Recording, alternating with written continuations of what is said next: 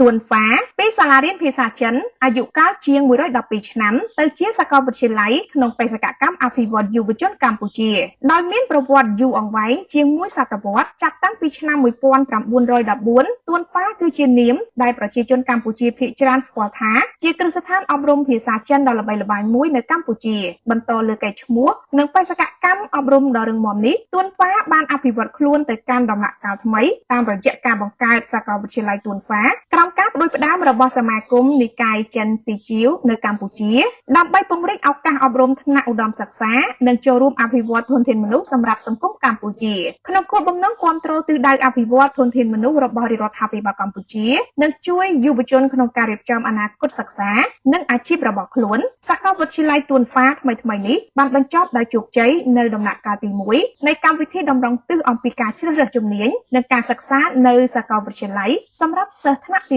12ចាប់ពីថ្ងៃទី2ខែឧសភាឆ្នាំ2026កម្មវិធីនេះបានចុះអនុវត្តនៅវិទ្យាល័យចំនួន16ក្នុងរាជធានីភ្នំពេញរួមមានវិទ្យាល័យជាសៀងសាមគ្គីបាក់ទូព្រះស៊ីសវៈហ៊ុនសែនចម្ពោះវ័នហ៊ុនសែនភ្នំពេញថ្មីសម្ដេចហ៊ុនសែនប៊ុនរ៉ានីច្បារអំពៅទួលអំពិលចាក់អង្រែទួលស្វាយព្រៃជាសៀមសន្ធមុខអន្តរទេវីហ៊ុនសែនតាខ្មៅហ៊ុនសែនសេរីភាពហ៊ុនសែនស្អាងកំពង់ស្ពឺនិងវិទ្យាល័យពងទឹកដោយមានសិស្សានុសិស្សប្រមាណ 10000 នាក់ចូលរួមនិងទទួលបានការគាំទ្រយ៉ាងសកម្មពីលោកគ្រូអ្នកគ្រូនិងសិស្សានុសិស្សកម្មវិធីនេះផ្ដល់ឱកាសឲ្យសិស្សានុសិស្សស្វែងយល់ពីជំនាញសិក្សាផ្សេងៗការស្គាល់សមត្ថភាពផ្ទាល់ខ្លួនតម្រូវការទីផ្សារការងារឱកាសការងារនាពេលអនាគតព័ត៌មានអាហារូបករណ៍និងលក្ខខណ្ឌចូលរៀនតាមរយៈការចែករំលែកបទពិសោធន៍ពីតំណាងសាកលវិទ្យាល័យនិងសកម្មភាពអន្តរកម្មជាច្រើនសិស្សទទួលបានទំនុកចិត្តក្នុងការសម្រេចចិត្តលើអនាគតរបស់ខ្លួនសាកលវិទ្យាល័យទួនហ្វាជឿជាក់ថាការជ្រើសរើសជំនាញសិក្សាត្រឹមត្រូវគឺជាគន្លឹះសំខាន់ក្នុងការកំណត់ទិសដៅជីវិតនិងភាពជោគជ័យក្នុងអាជីពក្នុងឱកាសនោះផងដែរ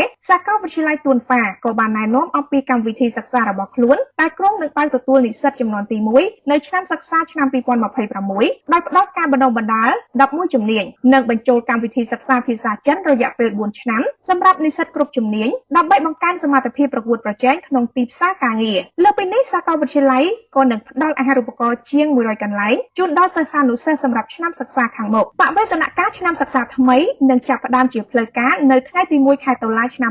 2026ខាងមុខនេះចំណុចសំខាន់ត្រូវការរំលេចទី1ទួនហ្វាមានវត្តមាននៅកម្ពុជារយៈពេល112ឆ្នាំតាំងពីឆ្នាំ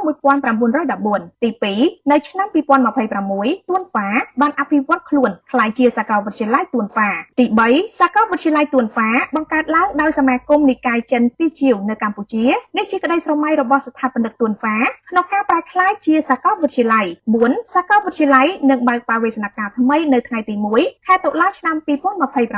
5ជាជំហានដំបូងសាកលវិទ្យាល័យមាន3មហាវិទ្យាល័យនិង11ជំនាញលើផ្នែកភាសាបរទេសគ្រប់គ្រងពាណិជ្ជកម្មទេសចរណ៍វិស្វកម្មនិងស្ថាបត្យកម្ម6សាកលវិទ្យាល័យបញ្ចូលកម្មវិធីសិក្សាភាសាចិនរយៈពេល4ឆ្នាំសម្រាប់និស្សិតគ្រប់ជំនាញវីកូឡារសជាតិនៃមោទនភាពជាតិ Our Cola Our Pride ទទួលយកធម៌ពលគ្មានជាតិហ្គាជាមួយគ្រុឌជួឆើត